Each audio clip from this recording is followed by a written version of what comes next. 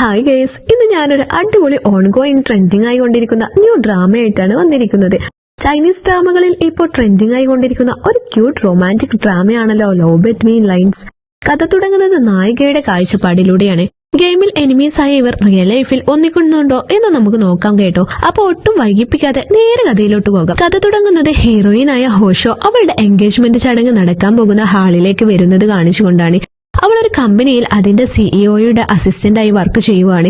എൻഗേജ്മെന്റിനായി വരുന്ന സമയത്ത് പോലും ജോലിയുടെ കാര്യങ്ങളുമായി ബന്ധപ്പെട്ട് അവൾക്ക് കോൾ ചെയ്യേണ്ടി വരുന്നുണ്ട്. ഇന്നൊരു ദിവസത്തേക്ക് ലീവ് എടുത്തുകൊണ്ടാണ് അവൾ വന്നിരിക്കുന്നത്. പക്ഷെ ഇപ്പോഴും എന്തെങ്കിലും ജോലി സംബന്ധമായ കാര്യങ്ങൾ ചെയ്യേണ്ടി വരുമോ എന്ന് കരുതി ലാപ്ടോപ്പും അവൾ കയ്യിൽ കരുതിയിട്ടുണ്ട്.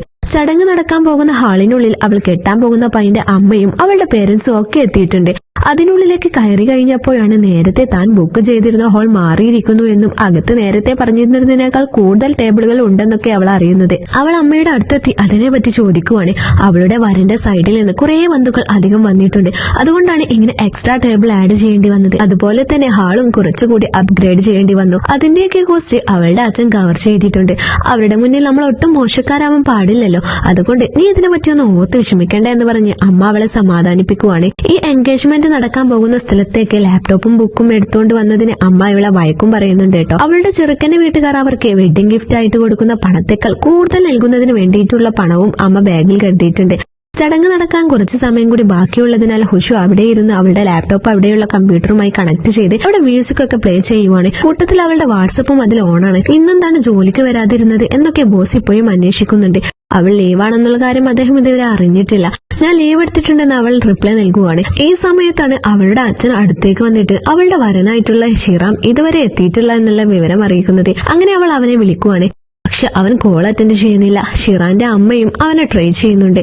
പക്ഷെ അവൻ കോൾ അറ്റൻഡ് ചെയ്യുന്നേ ഇല്ല എന്നവളെ അറിയിക്കുവാണ്. അങ്ങനെ അവൾ കുറച്ച് മാറി നിന്ന് നല്ല ടെൻഷനായിട്ട് അവൻ ഫോൺ ചെയ്തുകൊണ്ടിരിക്കുന്ന സമയത്ത് അവിടെ ഉണ്ടായിരുന്ന ഒരു കുസൃതി പയ്യൻ അവളുടെ ലാപ്ടോപ്പിൽ ചെന്ന് കളിക്കുവാണ്. അങ്ങനെ അതിൽ വന്ന ഷിറാന്റെ വോയിസ് മെസ്സേജ് അവിടെ പ്ലേ ആവുകയാണ്. അവൻ അവളുമായി ബ്രേക്കപ്പ് ആവുകയാണ്. ഈ എൻഗേജ്മെന്റിൽ നിന്ന് പിന്മാറുകയാണ് എന്നായിരുന്നു മെസ്സേജ് അയച്ചിരുന്നത്. അവിടെ ഉണ്ടായിരുന്ന എല്ലാവരും അത് കേൾക്കുവാണ്. ഉഷുവും ആകെ ഷോക്കായി. അങ്ങനെ അവളുടെ എൻഗേജ്മെന്റ് ഇവിടെ ക്യാൻസൽ ആവുകയാണ്. ഉഷുവിനെ ഇത് വല്ലാത്തൊരു ഷോക്കായിരുന്നു. 1 മാസം കഴിഞ്ഞിട്ടും അവൾ ഈ ഷോക്കിൽ നിന്ന് റിക്കവർ ആകുന്നില്ല. ഇപ്പോൾ ജോലിക്കൊന്നും പോകാതെ അവൾ റൂമിൽ തന്നെ ചടഞ്ഞു കിടപ്പാണ്. അവളുടെ ബെസ്റ്റ് ഫ്രണ്ട് സാവോ എന്നും അവളുടെ റൂമിലേക്ക് അവൾക്കുള്ള ഫുഡുമായിട്ടൊക്കെ വരും. തലേ ദിവസം കൊണ്ടുവന്ന നൂഡിൽസ് അവൾ തൊട്ടിട്ട് പോലുമില്ല എന്ന് കണ്ടപ്പോൾ സാഹു അവളെ വഴക്ക് പറയുവാണ്. ഹുഷുവിന്റെ പേരൻസ് അവൾക്കൊപ്പമല്ല, ദൂരെ മറ്റൊരു സ്ഥലത്താണ് താമസിക്കുന്നത്. ഇവിടെ ഹുഷു തനിച്ചാണ്. അതുകൊണ്ട് അവൾ ഓക്കെയാണെന്ന് പേരൻസിനെ ബോധ്യപ്പെടുത്തുന്നതിന് വേണ്ടിയിട്ട് സാഹു എന്നും അവളുടെ ഫോട്ടോ എടുത്ത് അവർക്ക് അയച്ചു കൊടുക്കാറുണ്ട്. എന്നും ഫോട്ടോ എടുക്കുന്നതിന് വേണ്ടി മാത്രം ഹുഷു എഴുന്നേറ്റ് പോസ്റ്റ് ചെയ്യും. അതിനുശേഷം വീണ്ടും മൂടി പൊതിച്ച് കിടക്കുവാണ്. അവളുടെ ഈ മൂഡ് ഓഫ് ഒക്കെ മാറ്റുന്നതിന് വേണ്ടിയിട്ട് സാബ പുതിയൊരു മാർഗവുമായിട്ടാണ് വന്നിരിക്കുന്നത്. അവിടെ അടുത്ത് ഒരു മർഡർ മിസ്റ്ററി ഗെയിം നടക്കുന്നുണ്ട്. അതിലൊന്ന് പാർട്ടിസിപ്പേറ്റ് ചെയ്യാമെന്ന് പറഞ്ഞ് നിർബന്ധിച്ച് സാവോ ഹുഷുവിനെ വിളിച്ചുകൊണ്ട് പോകുവാണ്. അവിടെ ചെന്നപ്പോഴാണ് ടിക്കറ്റ് അത്യാവശ്യം കോസ്റ്റ്ലി ആണെന്ന് ഹുഷു പറയുന്നത്. ഇത്രയും കാശ് വെറുതെ കളയണ്ട എന്ന് പറഞ്ഞ് അവൾ സാവയും കൊണ്ട് തിരികെ പോകാൻ ഒരു ശ്രമം നടത്തുന്നുണ്ടെങ്കിലും അവളുടെ മൂഡ് ചേഞ്ച് ചെയ്യാനായിട്ട് കൊണ്ടുവന്നതാണല്ലോ, അതുകൊണ്ട് എന്റെ കാശുണ്ടെന്ന് പറഞ്ഞിട്ട് സാവോ നിർബന്ധിച്ച് അവളെ ഗെയിമിനായി പാർട്ടിസിപ്പേറ്റ് ചെയ്യാൻ കൊണ്ടുപോകുവാണ്. ഈ ഗെയിമിൽ പാർട്ടിസിപ്പേറ്റ് ചെയ്യുന്ന സമയത്ത് അവിടെ നൽകുന്ന കോസ്റ്റ്യൂമാണ് ഇവർ ധരിക്കേണ്ടത്. ഓരോരുത്തർക്കും ഓരോ കോസ്റ്റ്യൂം ബോക്സ് നൽകും. അതിനകത്ത് അവർക്ക് അത്യാവശ്യം വേണ്ട ട്രോസ് ഒക്കെ ഉണ്ടായിരിക്കും. അതുമായിട്ട് അവർ കോസ്റ്റ്യൂം ചേഞ്ച് ചെയ്യാനായി പോകുവാണ്. അതിനകത്ത് തന്നെ ഒരു വിർച്വൽ റിയാലിറ്റി ക്ലാസും നൽകിയിട്ടുണ്ടായിരുന്നു. ആ കണ്ണട ഉപയോഗിച്ച് വേണം അവർ ഈ ഗെയിമിലേക്ക് കയറാൻ. അങ്ങനെയാണ് ഇവർ ഇതിനുള്ളിലേക്ക് എത്തിപ്പെടുക. ഓഷുവിന് ഇതിനൊന്നും ഒട്ടും ഇൻട്രസ്റ്റ് ഇല്ലെങ്കിലും സഹയുടെ നിർബന്ധം കാരണം അവൾ കോസ്റ്റ്യൂമൊക്കെ ചേഞ്ച് ചെയ്ത് ഇവൾക്ക് പോകാനായിട്ടുള്ള ട്രെയിനിനുള്ളിൽ കയറിയിരിക്കുവാണ്. ആ ട്രെയിൻ ഇവരെ ഈ ഗെയിം തുടങ്ങുന്ന സിറ്റിയുടെ മുന്നിൽ എത്തിക്കുവാണ്. അതുവരെയും ഏത് ക്യാരക്ടറാണ് താൻ പ്ലേ ചെയ്യേണ്ടത് എന്നൊന്നും ഹുഷു ചെക്ക് ചെയ്തിരുന്നില്ല. സഹയെ കുറിച്ച് പറയുമ്പോഴാണ് അങ്ങനെയൊക്കെ ഉണ്ട് എന്ന് തന്നെ അവർ ശ്രദ്ധിക്കുന്നത്. ഈ ഗെയിമിന് അങ്ങനെ പ്രത്യേകിച്ച് സ്ക്രിപ്റ്റ് ഒന്നുമില്ല. നമ്മൾ പ്ലേ ചെയ്യുന്നവരും എംബസിയും തമ്മിൽ ഉണ്ടാകുന്ന കമ്മ്യൂണിക്കേഷന്റെ ഒക്കെ അടിസ്ഥാനത്തിലാണ് കഥ മുന്നോട്ട് പോകുന്നത്. അതുകൊണ്ട് നീ ഞാൻ തന്നിരിക്കുന്ന കാർഡ് നന്നായി വായിച്ചു നോക്കണം എന്നൊക്കെ സാഹോ അവളോട് പറയുന്നുണ്ട്. അവർ ട്രെയിനിൽ നിന്ന് ഇറങ്ങിയ സ്ഥലത്ത് ഇരുട്ടല്ലാത്ത പ്രത്യേകിച്ചൊന്നും ഉണ്ടായിരുന്നില്ല. ഇവിടെ ഈ ഇരുട്ട് കാണുന്നതിന് വേണ്ടിയിട്ടാണോ നമ്മൾ വന്നതെന്ന് ഉഷു ചോദിച്ചപ്പോൾ സാഹോ ചിരിച്ചുകൊണ്ട് അവളോട് കണ്ണട വെക്കാൻ പറയുന്നുണ്ട്. അങ്ങനെ അവൾ VR കണ്ണട എടുത്ത് വെക്കുന്നു. അതോടെ അവൾക്ക് മുന്നിൽ വേറൊരു ലോകം തന്നെ രൂപപ്പെടുന്നുണ്ട്. ആ ലോകത്താണ് ഈ ഗെയിം ഇവർ പ്ലേ ചെയ്യാൻ പോകുന്നത്. ഗെയിമിനുള്ളിലേക്ക് എത്തിക്കഴിയുമ്പോഴേക്കും പിന്നെ ഇവർ കണ്ണട ധരിച്ചിരിക്കുന്നു എന്നൊന്നും നമുക്ക് കാണാൻ പറ്റില്ല. ഒരു വലിയ ബിൽഡിങ്ങിന് മുന്നിലാണ് ഇവർ നിൽക്കുന്നത്. അതിന്റെ ഡോറ് തുറന്ന് ഇവരെ വെൽക്കം ചെയ്യാനായി ഒരു LPC പുറത്തേക്ക് വരുന്നുണ്ട്. അവനാണ് ഈ കഥയിലെ ഹീറോ. മിലിറ്ററി യൂണിഫോമിലാണ് അവനുള്ളത്. അവന്റെ ക്യാരക്ടർ എന്താണെന്നൊന്നും ഇപ്പോൾ പറയുന്നില്ല. ഗെയിമിനെ കുറിച്ച് കുറച്ച് ഇൻട്രൊഡക്ഷൻ ഒക്കെ അവൻ അവർക്ക് നൽകുന്നുണ്ട്. ഗെയിം കുറച്ച് ഡേഞ്ചർ ആണെന്നുള്ള സൂചനയും നൽകുന്നുണ്ട്. അത് കേട്ടപ്പോഴേക്കും ഹൂഷു അകത്തേക്ക് പോകണോ എന്ന് ചിന്തിച്ചൊന്നും മടിക്കുന്നുണ്ട്. പക്ഷെ നിനക്ക് അങ്ങനെയുള്ള കാര്യങ്ങളൊക്കെ പേടിയാണെന്ന് എനിക്കറിയാം, അതുകൊണ്ട് അങ്ങനെയുള്ള ഒരു ഗെയിമിലേക്ക് ഞാൻ നിന്നെ കൂട്ടിക്കൊണ്ടുവരില്ലല്ലോ എന്ന് പറഞ്ഞുകൊണ്ട് സഹ അവളെ വിളിച്ചുകൊണ്ട് അകത്തോട്ട് പോകുവാണ്. ആ ഗെയിം സിറ്റിക്കുള്ളിലേക്കാണ് അവർ പ്രവേശിക്കുന്നത്. അകത്തുള്ള കാര്യങ്ങളൊക്കെ ശരിക്കും ഒറിജിനൽ പോലെയാണ് അവർക്ക് ഫീൽ ചെയ്തത്. പക്ഷെ ഹൂഷുവിന് ഇതൊക്കെ ശരിക്കും ബോറടിക്കുന്നുണ്ട്.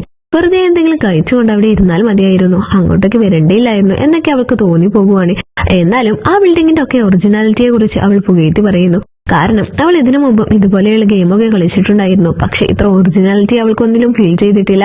അതുകൊണ്ട് തന്നെ ഇത് ഡിസൈൻ ചെയ്തിരിക്കുന്ന ആൾ വളരെ മിടുക്കനായിരിക്കണമെന്ന് അവൾ പറയുന്നുണ്ട്.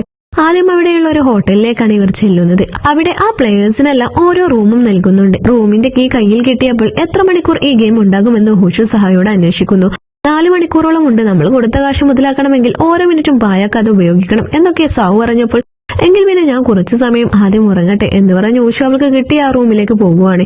എന്നിട്ട് അവിടെ പോയി കുറച്ചു സമയം കിടക്കുന്നു. അങ്ങനെ സമാധാനത്തോടെ അവിടെ കിടന്ന് ഉറങ്ങാമെന്ന് വിചാരിക്കുമ്പോഴാണ് പുറത്ത് സെർച്ച് നടക്കുന്നതിന്റെ ബഹളം അവൾ കേട്ടത്. അങ്ങനെ അവൾ എഴുന്നേറ്റിരിക്കുന്നു. അപ്പോഴാണ് അവളുടെ വാതിലിൽ വന്ന് ഡോറ് തുറക്കാൻ ആവശ്യപ്പെട്ടുകൊണ്ട് അവർ ബഹളം വെക്കാൻ തുടങ്ങിയത്. ഇതുവരെ തന്റെ ക്യാരക്ടർ എന്താണെന്നോ തന്റെ ഡ്യൂട്ടി എന്താണെന്നോ ഒന്നും അവൾ ചെക്ക് ചെയ്തിരുന്നില്ല. ഇപ്പോൾ തനിക്ക് കിട്ടിയ പേപ്പർ എടുത്തിട്ട് എന്താണ് തന്റെ ക്യാരക്ടർ എന്നൊക്കെ അവൾ നോക്കുന്നു. അപ്പോഴാണ് വിദേശത്തെ സ്റ്റുഡന്റ് ആയിരുന്ന സൂചിയാങ് എന്ന ക്യാരക്ടറാണ് തനിക്ക് കിട്ടിയിരിക്കുന്നത്. തന്റെ ബാഗിൽ കുറച്ച് മയക്കുമരുന്നുണ്ട്, അത് വിൽക്കാൻ സാധിച്ചാൽ അത്യാവശ്യം നല്ലൊരു തുക കിട്ടും. പക്ഷെ അതെങ്ങാനും പോലീസിന്റെ കയ്യിൽ കിട്ടിക്കഴിഞ്ഞാൽ അവൾക്ക് ജയിലിൽ കിടക്കേണ്ടി വരും എന്നൊക്കെയുള്ള സൂചനകൾ അവൾ കാണുന്നുണ്ട്.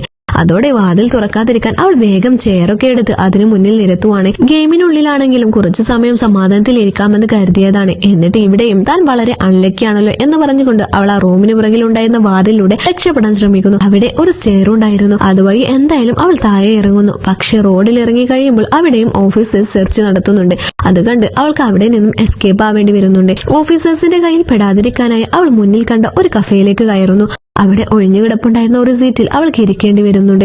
അതിന് ഓപ്പോസിറ്റായി ഒരാൾ ഇരിപ്പുണ്ട്. പക്ഷെ തൊപ്പിയൊക്കെ മുഖം കാണാൻ പറ്റാത്ത വിധം വെച്ച് ഇറങ്ങുന്നത് പോലെയാണ് അയാൾ ഇരിക്കുന്നത്. അതുകൊണ്ട് അത് ഏതെങ്കിലും NPC ആയിരിക്കുമെന്ന് അവൾ കരുതുന്നു. അയാളുടെ മുന്നിലുണ്ടായിരുന്ന ഒരു സീറ്റ്സ് കണ്ടപ്പോൾ അവൾക്കത് കഴിക്കാൻ തോന്നുന്നുണ്ട്. ഒന്നാമത് അവൾ ഫുഡൊന്നും കഴിച്ചിട്ടുണ്ടായിരുന്നില്ലല്ലോ വന്നത്. അതുകൊണ്ട് തന്നെ അയാളുടെ പെർമിഷൻ ചോദിച്ചിട്ട് അവൾ അതിൽ നിന്ന് ഒരെണ്ണം എടുത്ത് കഴിക്കുന്നു. ഈ സമയത്തൊന്നും അയാൾക്ക് യാതൊരു അനക്കവുമില്ല. അവൾക്ക് റിപ്ലൈ നൽകുന്നില്ല. ഒരെണ്ണം കഴിച്ചു കഴിഞ്ഞപ്പോൾ അവൾക്ക് നല്ല ടേസ്റ്റ് വന്നു. അങ്ങനെ അവൾ ഒന്നുകൂടി എടുത്ത് കഴിക്കുന്നു. ഈ സമയത്താണ് വേറൊരാൾ അവളുടെ അടുത്തേക്ക് വന്നിട്ട് താനുമായി സഹകരിക്കാൻ താല്പര്യമുണ്ടോ എന്ന് ചോദിക്കുന്നത്. എന്ത് സഹകരണമാണെന്ന് അവൾക്ക് മനസ്സിലാകുന്നില്ല. ഗെയിമിൽ ഇങ്ങനെയൊക്കെയാണെന്ന് എല്ലാവരും പരസ്പരം സഹകരിച്ചാണ് മുന്നോട്ട് പോകുന്നത്. നിന്റെ കയ്യിലുള്ള സാധനം എക്സ്ചേഞ്ച് ചെയ്യാൻ താല്പര്യമുണ്ടെങ്കിൽ എനിക്ക് പകരം നൽകാൻ പറ്റിയ എന്തെങ്കിലും ഉണ്ടോ എന്ന് ഞാൻ നോക്കാം. അങ്ങനെ രണ്ടുപേർക്കും നിൽപ്പാകും എന്നൊക്കെ അയാൾ പറയുവാണ്. ഊഷുനാണെങ്കിൽ കയ്യിലിരിക്കുന്ന ആ മയക്കുമരുന്ന് എങ്ങനെയെങ്കിലും ഒന്ന് പോയി കിട്ടിയാൽ മതി എന്നായിരുന്നു. അതുകൊണ്ട് തന്നെ അതെടുത്ത് അയാൾക്ക് നൽകിയിട്ട് ഇതുമായിട്ട് പോയിക്കൊള്ളാൻ അവൾ പറയുവാണ്. അവളെ ഒരു പൊട്ടിയ പോലെയാണ് അയാൾക്ക് തോന്നിയത്. എന്തായാലും ഇതിനു പകരം തരാൻ പറ്റിയ എന്തെങ്കിലും ഉണ്ടോ എന്ന് ഞാൻ നോക്കട്ടെ എന്ന് പറഞ്ഞ് അയാൾ അത് പരിശോധിക്കുന്നു. അവൾ വീണ്ടും ആ സീറ്റ്സ് എടുക്കാനായി കൈനീട്ടാൻ തുടങ്ങിയപ്പോഴാണ് നേരത്തെ ഇരുന്ന സ്ഥലത്ത് നിന്നും അത് കുറച്ചുകൂടി മുന്നോട്ട് നീങ്ങി തന്റെ മുന്നിൽ വന്നിരിക്കുന്നു എന്ന് അവൾക്ക് മനസ്സിലാകുന്നത്. ഓപ്പോസിറ്റ് ഇരിക്കുന്ന ആളിനാണെങ്കിൽ ഇപ്പോഴും യാതൊരു അനക്കവുമില്ല. പിന്നെ എങ്ങനെ ഇത് ഇങ്ങോട്ട് വന്നു എന്ന് അവൾക്ക് മനസ്സിലാകുന്നുമില്ല. എന്തായാലും അവൾ അതിൽ നിന്ന് വീണ്ടും കൂടി എടുത്തു കഴിക്കുന്നുണ്ട്. ഈ സമയത്താണ് കുറച്ച് ആർമി ഓഫീസേഴ്സ് അങ്ങോട്ടേക്ക് വന്നിട്ട് അവിടുത്തെ മേയർ കൊല്ലപ്പെട്ടിരിക്കുന്നു. പ്രതികൾക്കായുള്ള തിരച്ചിലാണ്. അതുകൊണ്ട് എല്ലാവരും അന്വേഷണവുമായി സഹകരിക്കണം എന്നാവശ്യപ്പെട്ട് അവിടെ ഇരിക്കുന്നവരെ സെർച്ച് ചെയ്യാനായി ഓർഡർ നൽകിയത്. ഈ വന്നിരിക്കുന്നത് അവിടുത്തെ പോലീസ് ചീഫായിട്ടുള്ള നിൻസൈഷനാണ്. അയാൾ അവിടുത്തെ മേയർ കാൻഡിഡേറ്റുമാണ്. ഈ പ്രശ്നമുണ്ടായതോടെ നേരത്തെ ഹൂഷുവിന്റെ കയ്യിൽ നിന്ന് ആ പൊതി വാങ്ങിയ ആൾ അത് തിരികെ അവളെ തന്നെ ഏൽപ്പിച്ചിട്ട് ജീവിച്ചിരിക്കുന്നതാണ് ഇപ്പോൾ പ്രധാനമെന്ന് പറഞ്ഞ് അവിടെ നിന്ന് പോകുന്നു. അങ്ങനെ അത് വീണ്ടും അവളുടെ കയ്യിൽ തന്നെ ആകുന്നു. പൂശു ആണെങ്കിൽ ഓടി ഓടി മടുത്തു കഴിഞ്ഞു. അതുകൊണ്ട് ഇനിയിപ്പോ എനിക്ക് ഓടാനൊന്നും വയ്യ, പിടിക്കുന്നുണ്ടെങ്കിൽ അങ്ങനെ പിടിക്കട്ടെ, ആകെ പോവുകയാണെങ്കിൽ കുറച്ച് കാശ് പോകുന്നല്ലേ ഉള്ളൂ എന്നൊക്കെ വിചാരിച്ച് അവൾ അവിടെ തന്നെ ഇരുന്ന് ആ സ്വീറ്റ്സ് കഴിക്കാൻ തുടങ്ങുന്നു. പോലീസ് ചീഫ് അവളുടെ അടുത്തേക്ക് വന്ന് അവളുടെ ബാഗ് പരിശോധിക്കാനായി ചോദിക്കുന്നുണ്ട്. അവൾ അത് കൊടുക്കാനും തുടങ്ങുന്നു. ഈ സമയത്താണ് ഇത്രയും നേരം അവളുടെ മുന്നിൽ ഒരു പ്രതിമയെ പോലെ ഇരുന്നാൽ സംസാരിച്ചു തുടങ്ങിയത്. അയാൾ തൊപ്പി മാറ്റിയപ്പോഴാണ് ഇത് വെറും ഒരു NPC അല്ല, ആദ്യം തങ്ങളെ വെൽക്കം ചെയ്ത ആ ക്യാരക്ടറാണെന്ന് അവൾ അറിയുന്നത്. ആദ്യമേ തന്നെ അവൻ അത്ര സുന്ദരനായതുകൊണ്ട് അവൾ നന്നായി അവനെ നോക്കിയിട്ടുണ്ടായിരുന്നു. ഇപ്പോൾ അവനെ തൊട്ടു മുന്നിൽ കണ്ടപ്പോൾ അവളൊന്ന് ചെറുതായിട്ട് നീട്ടുന്നുണ്ട്. ഞങ്ങൾ രണ്ടുപേരും ഒരുപാട് സമയമായി ഇവിടെ ഒരുമിച്ചിരിക്കുവാണ്. മേയറുടെ മരണവുമായിട്ട് അവൾക്ക് യാതൊരു കണക്ഷനും ഉണ്ടാകാൻ സാധ്യതയില്ല എന്ന് പറഞ്ഞ് ഊഷുവിനെ അയാൾ സപ്പോർട്ട് ചെയ്ത് സംസാരിക്കുന്നു. ഇപ്പോ ആര് സപ്പോർട്ട് ചെയ്താലും എനിക്ക് ഇവിടെയുള്ള എല്ലാവരെയും ചെക്ക് ചെയ്തേ പറ്റുള്ളൂ എന്ന് പറഞ്ഞ് പോലീസ് ചീഫ് അവളുടെ ബാഗ് ബലമായിട്ട് പരിശോധിക്കാൻ തുടങ്ങുന്നു. നേരത്തെ ബാഗ് എടുത്തു കൊടുക്കാൻ തുടങ്ങിയ ഹോഷു ഇപ്പോൾ ഒരാൾ സപ്പോർട്ട് ചെയ്യാൻ വന്നപ്പോഴേക്കും ആ ബാഗിൽ നിന്ന് പിടിവിടുന്നില്ല. അത് ചീഫിന് കൊടുക്കുന്നുമില്ല. അവസാനം ചീഫ് അവൾക്ക് നേരെ തോക്ക് ചൂണ്ടി വരുന്നു. പക്ഷെ മറ്റാൾ പെട്ടെന്ന് ആ തോക്ക് തട്ടിയെടുത്തിട്ട് ഈ പോലീസ് ചീഫിന് നേരെ തന്നെ ചൂണ്ടുന്നു. നിനക്ക് ഇങ്ങനെ എല്ലാവരെയും സെർച്ച് ചെയ്യണമെന്ന് നിർബന്ധമാണെങ്കിൽ എന്നെയും എന്റെ ആൾക്കാരെയും സെർച്ച് ചെയ്യാൻ താല്പര്യമുണ്ടോ എന്ന് അവൻ ചോദിക്കുന്നു. ഇതേ സമയത്ത് തന്നെ അവന്റെ കുറെ ഓഫീസേഴ്സ് അങ്ങോട്ട് വരുന്നുണ്ട്. അതിനുശേഷമാണ് ഇവൻ ആരാണെന്ന് പറയുന്നത്. അവിടത്തെ വാർഡ് ലോഡ് കമാൻഡർ ആയിട്ടുള്ള ഷിൻഷിയാവോയാണിത്. ഇപ്പോൾ വന്നിരിക്കുന്ന ഈ പോലീസ് ചീഫിനേക്കാളും ഉയർന്ന പദവിയാണ് അവൻക്ക്. അതുകൊണ്ട് തന്നെ ചീഫിന് അവനെ സെർച്ച് ചെയ്യാനുള്ള അധികാരമില്ല. അങ്ങനെ അയാൾക്ക് പിന്മാറേണ്ടി വരുന്നു. ഇതേ സമയത്ത് തന്നെ മറ്റൊരു ക്യാരക്ടർ കൂടി അങ്ങോട്ടേക്ക് വരുന്നുണ്ട്. അയാൾ ഇപ്പോഴത്തെ അവിടുത്തെ ഫിനാൻസ് മിനിസ്റ്ററാണ്. അതുപോലെ തന്നെ മേയർ കാൻഡിഡേറ്റുമാണ്. ഹോഷു ഇതെല്ലാം കണ്ട് ആകെ വണ്ടറടിച്ച് നിൽക്കുവാണ്. ഇത് വെറും ഒരു ഗെയിമല്ലേ, ഇവരൊക്കെ ഈ ക്യാരക്ടേഴ്സിലൊക്കെ ഇത്ര ഡീപ്പായിട്ട് പോകേണ്ട ആവശ്യം. ഈ സമയത്താണ് നേരത്തെ അവളുടെ അടുത്ത് വന്ന് ആ മയക്കുമരുന്ന് വാങ്ങുമെന്ന് പറഞ്ഞ് എടുത്തിട്ട് തിരികെ വെച്ചിട്ട് പോയ ആളെ ജനറലിന്റെ ഓഫീസിലൂടെ അങ്ങോട്ടേക്ക് കൊണ്ടുവന്നത്. പക്ഷെ എന്റെ കയ്യിൽ ഒന്നുമില്ല, അതുകൊണ്ട് എനിക്കെതിരായി നിന്റെ കയ്യിൽ യാതൊരു തെളിവുമില്ല എന്നൊക്കെ പറഞ്ഞ് അയാൾ ജനറലിനെ കളിയാക്കുന്ന രീതിയിൽ അവിടെ നിന്ന് പെരുമാറുന്നു. തെളിവിന്റെ കൈവശമുണ്ടെന്ന് പറഞ്ഞ് ജനറൽ ഉടനെ തന്നെ ഹുഷുവിന്റെ കയ്യിൽ നിന്ന് ബാഗ് വാങ്ങിച്ചിട്ട് നേരത്തെ ഉണ്ടായിരുന്ന ആ പൊതിക്കുള്ളിൽ അയാൾ അത് അവളുടെ കയ്യിൽ നിന്ന് വാങ്ങിയ സമയത്ത് ഒളിപ്പിച്ചു വെച്ച കീ പുറത്തെടുക്കുന്നു. അങ്ങനെ ഒരു കീ അതിലുണ്ടെന്ന് ഹുഷു ഇപ്പോഴാണ് അറിയുന്നത്. പക്ഷെ നേരത്തെ അയാൾ അങ്ങനെ ചെയ്യുന്നത് ജനറൽ ശ്രദ്ധിച്ചിരുന്നു. ഈ കൊല്ലപ്പെട്ട മേയറുടെ വീട്ടിൽ വെക്കുന്നത് തൽക്കാലം ഒരു കുറ്റമായി ഞാൻ കരുതുന്നില്ല എന്ന് പറഞ്ഞ് അവൻ അത് അവൾക്ക് തന്നെ തിരികെ നൽകുന്നു. നിനക്ക് വേണ്ടത് എന്താണെന്ന് നിനക്കറിയാമോ എന്ന് കൂടി അവളോട് ചോദിച്ചിട്ടാണ് അവൻ പോയത്. ആ ചോദ്യം അവളെ കുറിച്ച് പഴയ മെമ്മറീസിലേക്ക് കൂട്ടിക്കൊണ്ടുപോകുന്നുണ്ട്. ചെറുപ്പം മുതൽ ഒരു ആർക്കിടെക്ട് ആവണമെന്നായിരുന്നു അവൾ ഏറ്റവും കൂടുതൽ ആഗ്രഹിച്ചത്. ഭാവിയിൽ താൻ വലിയൊരു ആർക്കിടെക്ചർ ആയിട്ട് ഒരുപാട് ബിൽഡിംഗ് ഒക്കെ ഡിസൈൻ ചെയ്യും എന്നൊക്കെ അവൾ പേരൻസിനോട് എപ്പോഴും പറയുമായിരുന്നു. പക്ഷെ ആ മോഹം എന്തോ കാരണം കൊണ്ട് അവൾക്ക് ഇടയ്ക്ക് വെച്ച് ഉപേക്ഷിക്കേണ്ടി വന്നു. വളരെ വിഷമത്തോടെയാണ് ഒരു കരിയർ വേണ്ടെന്ന് അവൾ തീരുമാനിക്കുന്നത്. പിന്നീടാണ് ഒരു അസിസ്റ്റന്റ് ആയിട്ട് അവൾക്ക് ജോലിക്ക് കയറേണ്ടി വന്നത്. ഇഷ്ടമില്ലാതിരുന്നിട്ട് പോലും കഴിഞ്ഞ 3 വർഷങ്ങളായിട്ട് അവൾ ആ ജോലിയിൽ തുടരുകയാണ്. കരിയറിൽ ആഗ്രഹിച്ചതുപോലെ ആയിത്തീരാൻ എന്തൊക്കെ പറ്റിയില്ല. സിമ്പിളായിട്ട് സ്വസ്ഥമായിട്ട് ഒരു ലൈഫ് ഉണ്ടാവണമെന്നാണ് അവൾ ആഗ്രഹിച്ചത്. ഇപ്പോൾ എൻഗേജ്മെന്റ് ഒക്കെ ഇങ്ങനെ മുടങ്ങിയത് കാരണം ആ ആഗ്രഹം നടക്കാതെ ആയിരിക്കുന്നു. ജീവിതത്തിൽ അവ ആഗ്രഹിച്ചതൊന്നും നേടിയെടുക്കാൻ സാധിച്ചിട്ടില്ല. ഈ ഗെയിമിലെങ്കിലും ഒരു തവണ തനിക്ക് ജയിക്കാൻ പറ്റില്ല എന്ന് അവൾ സ്വയം ചിന്തിക്കുന്നു. പെട്ടെന്ന് ജയിക്കണമെന്ന ഒരു ആഗ്രഹം തോന്നിയതിനാൽ നേരത്തെ തനിക്ക് കിട്ടിയ പ്രോപ്പിന്റെ കൂട്ടത്തിൽ ആ ക്യാരക്ടറിനെ കുറിച്ചുള്ള ഡീറ്റെയിൽസ് അവൾ ഒന്ന് ഓടിയെടുത്ത് നോക്കുന്നു. അപ്പോഴാണ് അവളുടെ കയ്യിലുള്ള മയക്കുമരുന്ന് സെയിൽ ചെയ്യാൻ കഴിഞ്ഞാൽ അതിന് പകരമായി ഡയമണ്ട്സ് കിട്ടും. ആ ഡയമണ്ട്സ് ഉപയോഗിച്ച് നേരത്തെ അവൾ അന്വേഷിച്ചു വന്ന ആ മിനിസ്റ്ററെ മേയർ ആവാൻ സഹായിക്കണം എന്നൊക്കെയുള്ള സൂചനകൾ അവൾ കാണുന്നുണ്ട്. വെറുതെ അയാൾ തന്റെ അടുത്ത് വന്ന് അങ്ങനെയൊക്കെ നോക്കിയിട്ട് പോയെന്ന് അവൾക്ക് ഇപ്പോൾ മനസ്സിലാകുന്നു. ഇനിയിപ്പോ പോയ ചാൻസിനെ കുറിച്ച് പറഞ്ഞിട്ട് കാര്യമില്ലല്ലോ. അതുകൊണ്ട് അടുത്തതായിട്ട് എന്ത് ചെയ്യാൻ പറ്റുമെന്ന് അവൾ ഇങ്ങനെ ചിന്തിക്കുവാണ്. അങ്ങനെ അവൾ സാഹോയെ അന്വേഷിച്ചു പോകുന്നു. സാഹോ അവിടെ ഒരു ക്ലബിൽ നിന്ന് കളിക്കുവാണ്. കളിയിലൂടെ അവൻ കുറെ പണം സമ്പാദിച്ചിരിക്കുന്നു. ഉഷു അവനോട് കുറച്ച് പണം ചോദിച്ചപ്പോൾ ഗെയിമിലൂടെ കിട്ടിയത് മുഴുവൻ സാഹോ അവൾക്ക് നൽകുന്നു. അതിൽ നിന്ന് കുറച്ച് പണം അവിടെ കൗണ്ടറിൽ ഉണ്ടായിരുന്ന ഒരു ലേഡിക്ക് നൽകിയിട്ട് മയക്കുമരുന്ന് എവിടെയാണ് സെയിൽ ചെയ്യാൻ പറ്റുന്നത് അവൾ ചോദിച്ചറിയുന്നു. അവിടെ ബ്ലാക്ക് മാർക്കറ്റിൽ മൺപാത്രങ്ങൾ വിൽക്കുന്ന ഒരു ഷോപ്പുണ്ട്. അവിടെ നീലയും വെള്ളയും നിറത്തിലുള്ള ഒരു പാത്രം ഇരിക്കുന്ന സ്ഥലം അവർ പറഞ്ഞു കൊടുക്കുന്നു. ആ പാത്രത്തിൽ അവളുടെ കയ്യിലുള്ള സാധനം വെച്ചിട്ട് കുറച്ച് മാറി വെയിറ്റ് ചെയ്യണം. ഒരാൾ വന്ന് ആ സാധനം എടുത്തിട്ട് അവളുടെ പ്രതിഫലം അതിൽ വെക്കും എന്ന് അവർ പറഞ്ഞു കൊടുക്കുന്നു. അങ്ങനെ അവൾ അവിടെ എത്തിയിട്ട് പറഞ്ഞതുപോലെ ചെയ്യുന്നു. അവൾ ആ സാധനം അതിൽ വെച്ചിട്ട് കുറച്ച് അങ്ങോട്ട് മാറിയ സമയത്ത് വേറെ 2 പ്ലേയേഴ്സ് വന്ന് അവിടെ ചില ഡൗട്ട്സ് ചോദിക്കുന്നുണ്ട്. ഈ സമയത്ത് നേരത്തെ അവളെ കൊടുക്കാൻ ശ്രമിച്ച ആ കള്ളനുണ്ടല്ലോ, അയാൾ വന്ന് ആ ഭരണിയിൽ നിന്ന് ആ സാധനം അടിച്ചു മാറ്റിക്കൊണ്ടു പോകുന്നു. മറ്റേ പ്ലേയേഴ്സ് പോയി കഴിഞ്ഞ് ഹൂഷ് സംശയം തീർക്കാനായി ഭരണി തുറന്നു നോക്കിയപ്പോഴാണ് അതിൽ സാധനം മിസ്സായിരിക്കും എന്ന് മനസ്സിലായത്. പകരമാണെങ്കിൽ വേറെ ഒന്നും ഇല്ലതാനും. അവിടെ ഉണ്ടായിരുന്ന ആ ഷോപ്പ് ഓണറിനോട് വെച്ചിട്ട് അയാൾ ആരെയും കണ്ടില്ല. എന്തായാലും സംശയം തോന്നി അവൾ കുറച്ച് മുന്നോട്ട് പോകുന്നു. അങ്ങനെ ആ കള്ളനെ അവൾ കാണുന്നുണ്ട്. അയാളുടെ പുറകിലൂടെ ചെന്ന് ഒരു കമ്പ് തോക്ക് പോലെ അയാളുടെ പുറകിൽ മുട്ടിച്ചിട്ട് ആ സാധനം മാറ്റി അതൊക്കെ തിരികെ തന്നില്ലെങ്കിൽ ഇന്ന് ഞാനിവൾ കൊല്ലുമെന്ന് അവൾ ഭീഷണിപ്പെടുത്തുന്നു. അത് ശരിക്കും തോക്കായിരിക്കുമെന്ന് കരുതിയിട്ട് അയാൾ സാധനം അവൾക്ക് നൽകിയിട്ട് ഓടുവാണ്. അതിനുശേഷം അവൾ നേരത്തെ ആ ഗെയിമിൽ ഇൻസ്ട്രക്ഷൻ കൊടുത്തിരുന്നത് പോലെ ഒരു സ്ഥലത്ത് വെയിറ്റ് ചെയ്യുന്നു. ഇനി അടുത്തതായി അവൾ എന്താണ് ചെയ്യേണ്ടത് എന്ന ഒരു ലെറ്ററിലൂടെ അവൾക്ക് ഇൻസ്ട്രക്ഷൻ കിട്ടും. അതിനു വേണ്ടിയിട്ടാണ് അവൾ വെയിറ്റ് ചെയ്യുന്നത്. അധികം വൈകാതെ ഒരാൾ അവിടെ അവൾക്ക് കത്ത് കൊണ്ടു കൊടുക്കുന്നുണ്ട്. ഈ ഗെയിം തുടങ്ങുന്ന സമയത്ത് ഇവൾക്ക് കൊടുത്തിരുന്ന മിഷൻ എന്ന് പറഞ്ഞാൽ അടുത്തത് മേയർ ആവാൻ പോകുന്ന ആളെ ഹെൽപ്പ് ചെയ്യുക എന്നതായിരുന്നു. അത് ഞാൻ പറയാൻ വിട്ടുപോയതാണ് കേട്ടോ. മേയർ ആവാൻ കുറച്ചു പേര് മത്സരിക്കുന്നുണ്ടല്ലോ. ഇവർ സപ്പോർട്ട് ചെയ്യുന്ന ആളാണ് ജയിക്കുന്നതെങ്കിൽ ഇവരും ഗെയിമിൽ ജയിക്കും.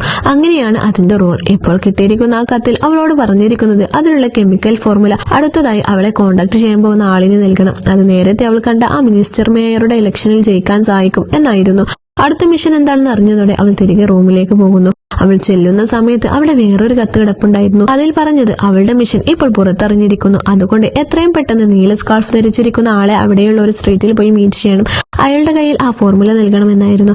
ആ ഫോർമുല തട്ടിയെടുക്കാൻ വേണ്ടിയിട്ട് വേറെ ക്യൂട്ടർ അങ്ങോട്ട് വരുന്നുണ്ട്. അവരുടെ കയ്യിൽ പെടാതെ അവൾ എസ്കേപ്പായി ആ ലെറ്ററിൽ പറഞ്ഞിരിക്കുന്ന സ്ഥലത്തേക്ക് പോകുന്നു. അവൾ അവിടെ ചെല്ലുമ്പോൾ നീല സ്കാർഫ് ധരിച്ച ജനറൽ ഷീൻ ഇരിക്കുന്നുണ്ട്. അവൾക്ക് കിട്ടിയിരിക്കുന്ന ക്ലൂ അനുസരിച്ച് അവനാണ് ആ ഫോമിൽ കൈമാറേണ്ട ആള്. അങ്ങനെ അവൾ അവന്റെ അടുത്ത് ചെന്നിട്ട് തൊപ്പിക്കുള്ളിൽ ഒളിപ്പിച്ചു വെച്ചിരിക്കുന്ന ഫോർമുല അവനെ കൈമാറാൻ തുടങ്ങുന്നു. ഈ സമയത്താണ് അവൻ ധരിച്ചിരിക്കുന്നത് പോലെ തന്നെ നീല സ്കാർഫ് ധരിച്ച് മറ്റൊരാൾ അവിടെ എത്തിയത്. അതോടെ ഇതിൽ ആർക്കാണ് താൻ ശരിക്കും ഫോർമുല കൈമാറേണ്ടെന്ന് ഓഷുവിന് സംശയമാകുന്നു. അതുകൊണ്ട് തന്നെ ജനറലിന് ആ ഫോർമുല കൊടുക്കാതെ അവൾ തിരികെ വാങ്ങുന്നു. നിന്റെ മിഷൻ ഇപ്പോൾ പുറത്തെറിഞ്ഞിരിക്കുന്നു. ആരെ വിശ്വസിക്കണമെന്ന് നിനക്ക് തീരുമാനിക്കാമെന്ന് ജനറൽ പറയുന്നു. ആരെയാണ് സഹായിക്കേണ്ടതെന്ന് നിനക്ക് ഇപ്പോൾ തന്നെ അറിയാമായിരിക്കുമെന്നും കൂടി അവൻ പറയുന്നുണ്ട്. കാരണം മുമ്പത്തെ സിറ്റുവേഷനിലൊക്കെ അവളെ ഹെൽപ്പ് ചെയ്തത് അവനായിരുന്നല്ലോ. അതുകൊണ്ട് തന്നെ വിശ്വസിക്കണമെന്നാണ് അവൻ ഈ പറഞ്ഞു വരുന്നത്. നേരത്തെ അവൻ തന്നെ ഹെൽപ്പ് ചെയ്തെങ്കിലും മിനിസ്റ്റർ അവന്റെ ഓപ്പോസിറ്റ് സൈഡ് ആയിരുന്നല്ലോ. അതുകൊണ്ട് അവർ രണ്ടുപേരും ഓപ്പോസിറ്റ് സൈഡാണ്. ഇപ്പോ ഇവൻ തന്റെ ശത്രുവാണ് എന്ന് അവൾക്ക് മനസ്സിലാകുന്നുണ്ട്. അവൾ അത് പറയുകയും ചെയ്യുന്നു. എന്തായാലും കൂടുതൽ ആലോചിച്ച് മനക്കെടാൻ നിൽക്കാതെ അവൾ ആ ഫോർമുല അവന് തന്നെ നൽകുന്നു. നീ ശരിയായ തീരുമാനമാണ് എടുത്തത് എന്ന് പറഞ്ഞ് അവൻ അവളെ അഭിനന്ദിക്കുന്നുണ്ട്. ഈ സമയത്താണ് രണ്ട് ഓഫീസേഴ്സ് അതുവഴി പോകുന്നത് അവൾ കണ്ടത്. അവർ തന്നെ കണ്ടാൽ പിടികൂടുമെന്ന് അവൾ പറഞ്ഞപ്പോൾ അവൻ പെട്ടെന്ന് കയ്യിലുണ്ടായിരുന്ന പത്രം അവളെ കൂടി മറക്കുന്ന രീതിയിൽ അവളുടെ അടുത്തേക്ക് നീങ്ങിയിരിക്കുന്നു. ആ ഓഫീസേഴ്സ് പോയ ശേഷമാണ് അവന് മാറിയത്. അവളുടെ മിഷൻ ഇപ്പോൾ കംപ്ലീറ്റ് ആയെങ്കിലും ഏത് നിമിഷം വേണമെങ്കിലും അവൾക്ക് അപകടം സംഭവിക്കാം. അതുകൊണ്ട് ജീവനോടെ ഇരിക്കണമെന്നുണ്ടെങ്കിൽ എത്രയും പെട്ടെന്ന് റെയിൽവേ സ്റ്റേഷനിലേക്ക് പോയി തിരികെ പോകുന്നതാണ് നല്ലത് എന്ന് പറഞ്ഞ് അവൻ അതിനുള്ള ടിക്കറ്റ് അവൾക്ക് നൽകുന്നുണ്ട്. ഓഷു അവന് നന്ദിയൊക്കെ പറഞ്ഞ് സന്തോഷത്തോടെ അവിടെ നിന്ന് പോകുവാണ്. പക്ഷെ കുറച്ചു മുന്നോട്ട് പോയപ്പോൾ തന്നെ ഓഫീസേഴ്സ് അവളെ ഫോളോ ചെയ്യാൻ തുടങ്ങുന്നു. ഓടിയാൽ വെടിവെക്കും എന്നൊക്കെ പറഞ്ഞിട്ടും അവൾ നിൽക്കാതെ ഓടുകയാണ്. ഗെയിമിൽ ഉറപ്പായും ജയിക്കും എന്ന സന്തോഷത്തോടെയാണ് അവൾ ഓടുന്നത്.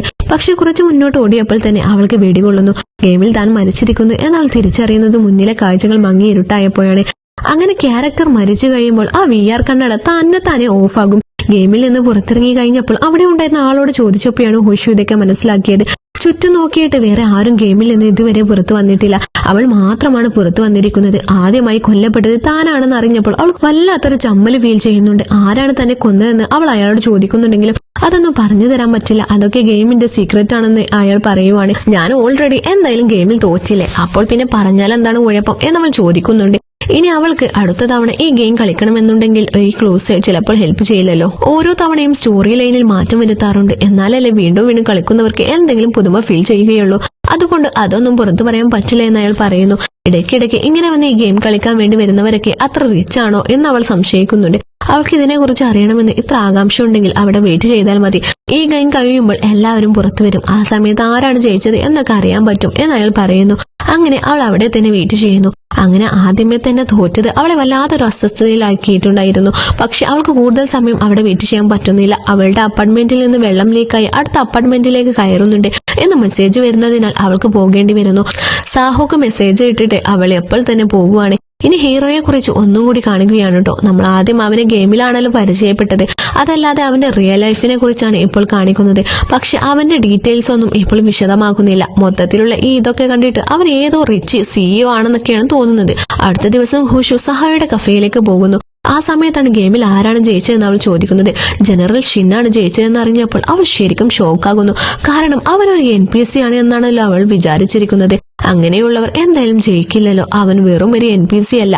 ശരിക്കും ഈ ഗെയിമിൽ 4 കാൻഡിഡേറ്റ് ആണ് ഉണ്ടായിരുന്നത്.